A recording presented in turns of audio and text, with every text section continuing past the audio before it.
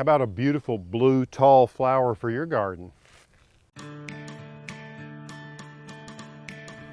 have to say one of my favorite flowers in the garden has to be Delphinium. There's just something about the color blue in a garden that just makes the space feel tranquil. Now this flower, which is a Delphinium, I wouldn't call exactly blue, although if you look closely in the flowerets, you can see on the petals there's definitely some sky blue coloring there.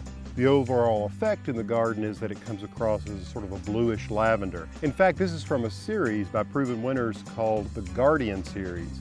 Lavender is one of the colors, as well as white and a really deep purple, which is marvelous. There are many things to love about Delphiniums. They can be tall and statuesque in the garden. In fact, they bloom at a time when a lot of really early spring annuals are flowering, so it's a great combination in the garden. Over the years, in trying lots of different kinds of Delphiniums, I've discovered that the Guardian series is the best one for my warm climate. They really continue flowering even though the temperatures are rising. Now, one of the things to keep in mind with Delphiniums is that they're really heavy feeders. To produce this much flower power, you got to have a lot of energy, so be prepared to fertilize them heavily. And also, once they finish blooming, you can see they'll set seed pods here. And to keep them flowering, you'll want to cut this off just about like that. See, what you don't want is a lot of that energy going into the production of seed. What I want are more of these gorgeous blooms. So back here you can see this one's faded, so I'm going to take it out, and this one as well. And they'll continue to put up these flower spikes.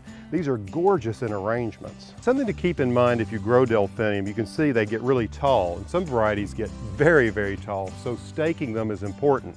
One of the things that you can do is put some bamboo stakes in around the plant and then run some twine around it to help support it, or you can use a wire cage. There are a lot of different support systems. You can just imagine one of those spring storms with heavy rain and high wind, it can beat these plants down. So that can be a real heartbreaker, so make sure you give them plenty of support.